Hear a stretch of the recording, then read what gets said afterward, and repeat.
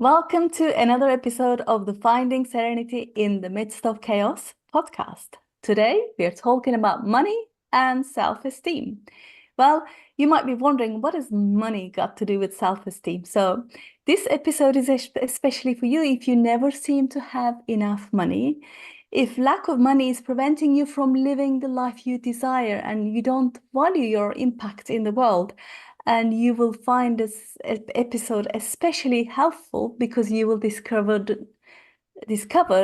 and know the real reason why you never have enough money and or feel anxious with parting with money and have a new awareness of how you can become empowered with your money relationship and understand that valuing yourself is fundamental to creating the wealth you desire. So without further ado, I am going to introduce you to our new expert, Victoria. Hello, Victoria. Hello, thank you for having me. Thank you for coming here. So, this is one of the new episodes that we are doing for our listeners, and we are talking about money and self-esteem. But before we get into that, Victoria, tell us who you are, what you do, and who you help, and how you help them, really. Yeah, absolutely. So I'm a personal development coach specializing in self-esteem and money mindset, just helping people connect the dots between the two. Sure. And I have been running my own coaching practice now for 6 years actually, Okay. and it's evolved over time. Originally was more of a focus on personal development, and it's evolved as I've gone and developed myself as well. But Hmm. I predominantly work with people who are stuck when it comes to money. This is Hmm. quite often people who are running a business and they just don't seem to be able to break through to the levels they would like. But I also work with people who perhaps are just frustrated they don't have enough as well. And I Hmm. work with my clients in a one-to-one container, but I also do some group coaching as well. Okay. And I help them through, yes, just the questioning, the listening. I help them to understand how powerful they are in this process and the choices that they make, and help them to understand exactly why it is they've been tripping themselves up all of this time. And of course, get rid of that so they can start creating the wealth they desire. That's amazing because, obviously, as I've been into the entrepreneurial world, not too dissimilar time to you, I have been fascinated by our own self-worth and self-esteem with money. So just do tell our audience, what has self-esteem got to do with money? An awful lot actually, Okay. and it shows up in many different ways, and quite often there's the headline ways where and there's been studies done about this, where if people have money, if they're running a business and they've made lots of sales, or if they've just had got a new job and they've got a new nice salary, they're feeling really good because they Mm, have money. So there's a connection there where we in our brains equate feeling good with having this security and okay. money. And then on a deeper level, really, the self-esteem and self-worth is very much about how we can't always get to that point if we don't value ourselves enough as well. And that's where it sort of comes evident to us as well. So what I tend to notice is that people can be feeling really empowered and good when they have money, but then let's say they make lots of sales one month, or they get a pay rise, and then 3 months later they're back to living within their means, or they're Yeah. perhaps not signing new clients. So then they feel bad and their self-esteem is low.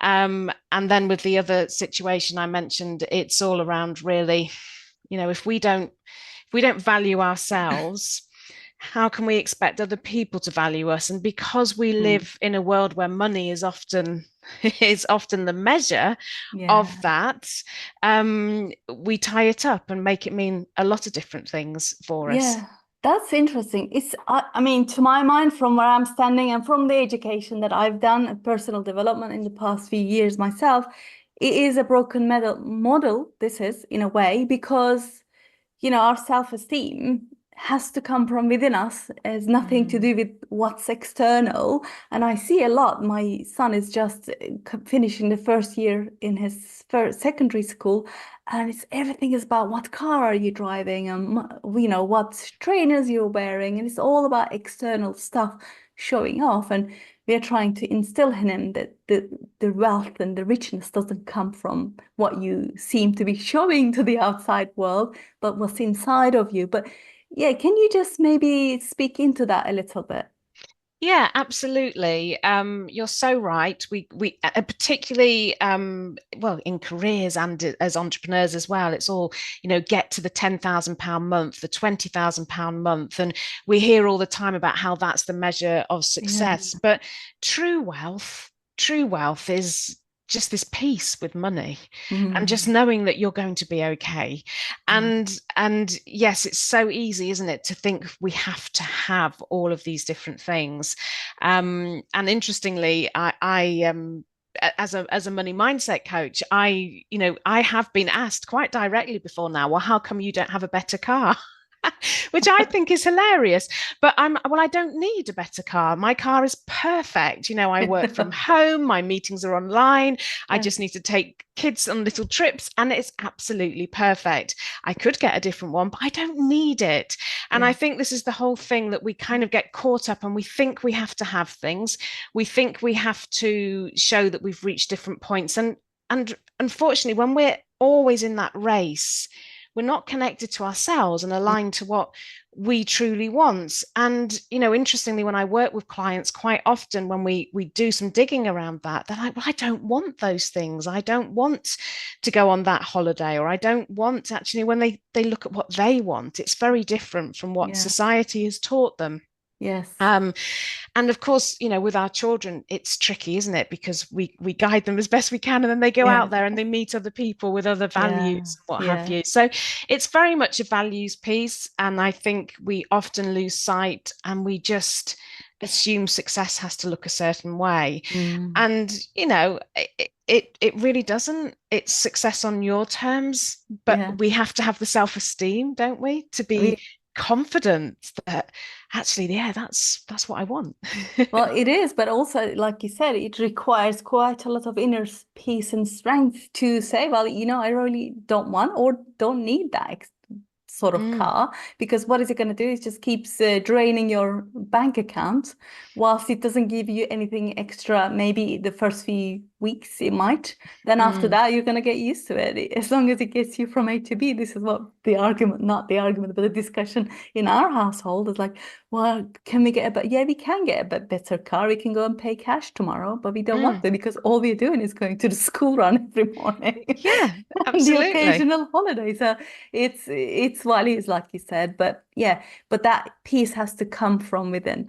So but there's a myth though, isn't there? I mean, not myth, there's a whole mystery of why is some people never seem to have enough money versus others always seems to be a lot, even though actually, I used to work in the office with people.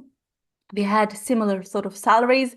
Some people seem to just literally by the third day of the month, the money is finished. They're literally counting the days, where Mm. others seem to have a lot of money. So why is that then? Why is this such a big deal, difference? Yeah. Okay. So this is really very much to do with our identities about money. Okay. And we all have a money identity, and we have an identity for so many different aspects of our lives, actually. But the money Mhm. identity is really, really powerful.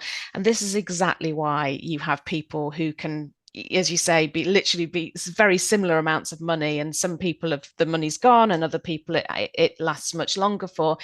It's actually to do with, I suppose, the programming, what we are programmed to believe about money. Now, for me, I grew up in a loving household, and absolutely loved my parents, but I was taught to be poor almost. Okay. And I knew that it was a struggle. And so I kind of grew up believing that money was a struggle, and Okay. that I didn't have much money.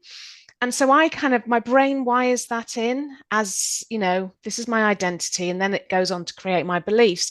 And so I then ran within that programming.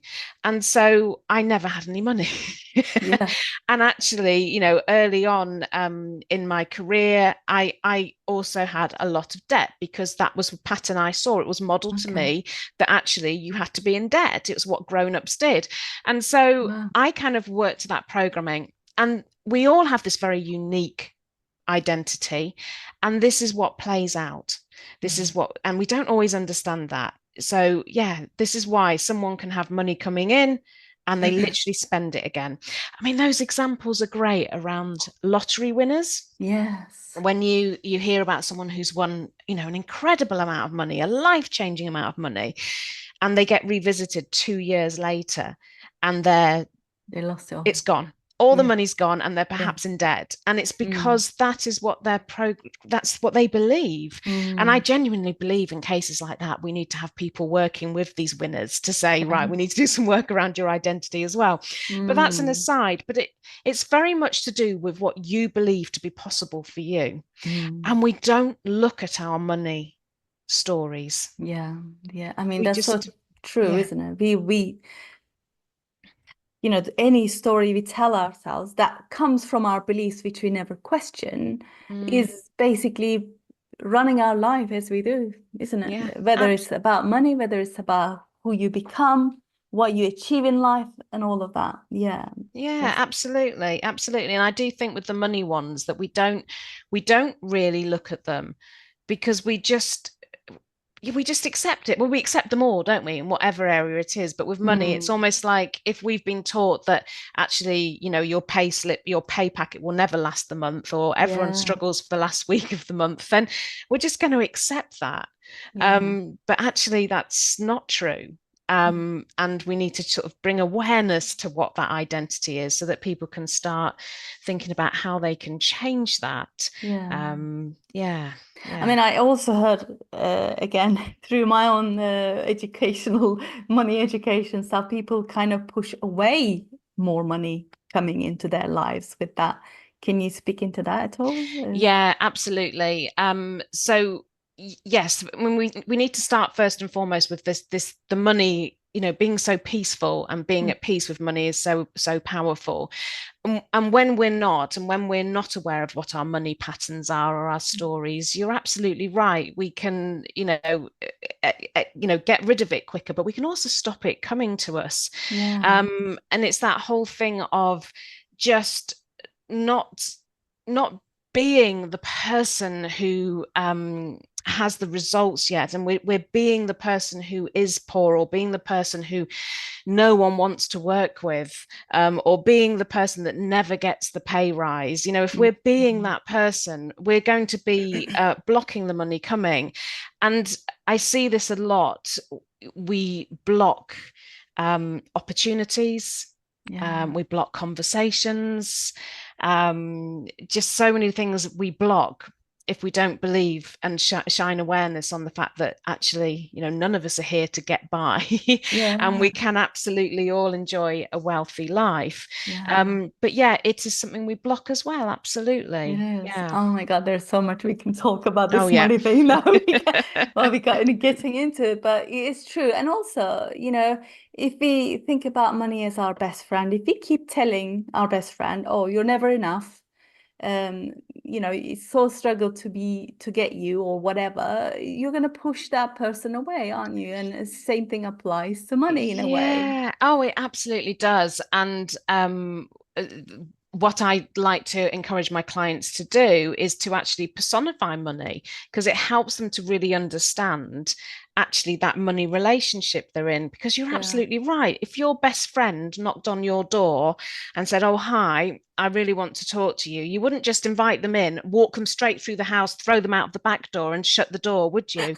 You'd have a cup of coffee, you'd Yeah. find out what was going on, you'd talk to them, you'd understand. But with money, we don't think we're in a relationship with it. We just literally, yeah, we treat it as something that, oh, just yeah, that can be a struggle, that can be hard, and therefore we don't want to hang out with it. But actually, when you can start thinking about money as a person, it changes a lot. It does. And I think we are so sometimes closed to seeing where money is coming from in many forms to our lives, isn't it? It could be somebody's smile, it could be somebody offering you a cup of coffee or listening to your story or whatever it might be. And if we are not seeing these, then we are literally blocking any other forms of money coming to us. And I think that's something that I've become aware of in the recent years myself.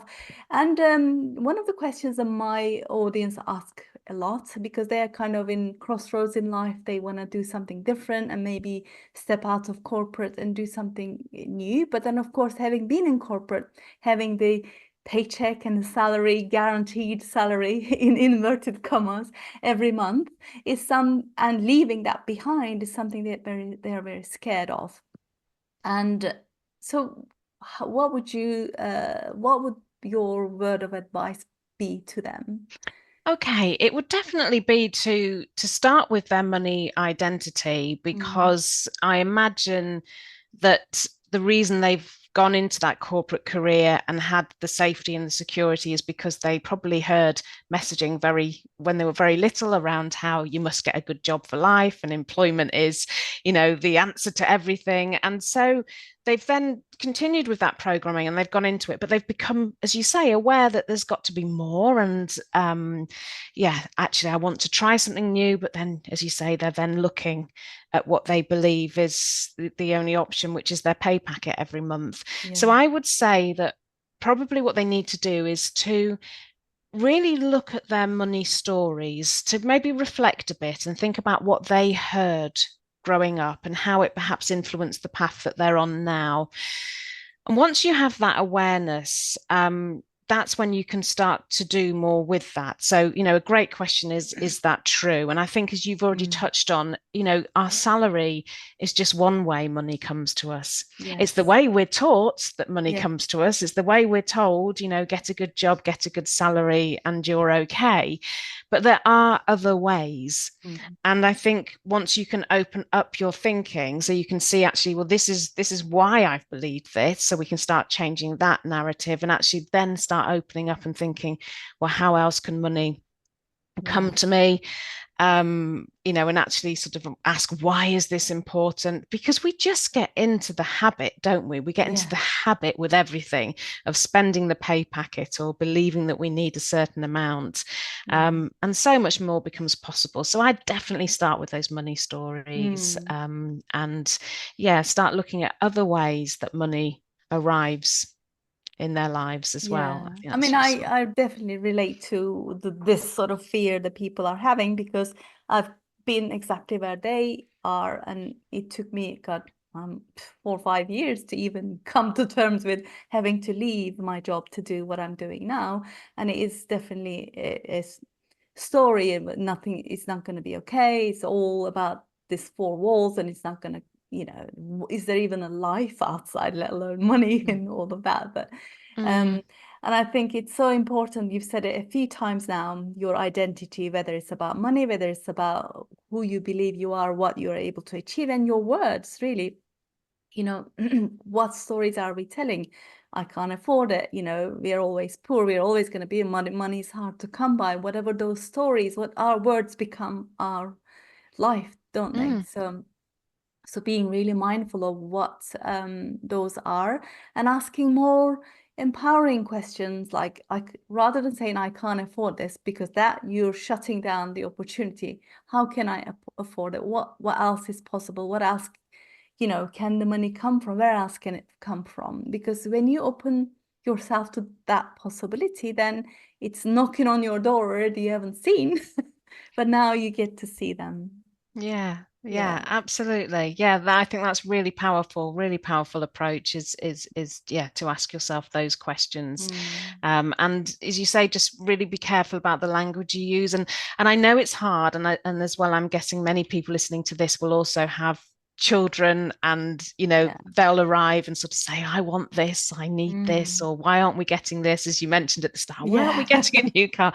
And I think it's just, we once we've got awareness of our stories, a lot of people get quite anxious. Am I going to pass these on to my children? And my answer is always, well, no. Your children are here for their own experience, but also how you talk to your children, just to say, well, we're not choosing to spend our money on that right now, is such a wonderful response for them to recognize. We're not saying we can't have it or we won't have it. We're not choosing to do that right now.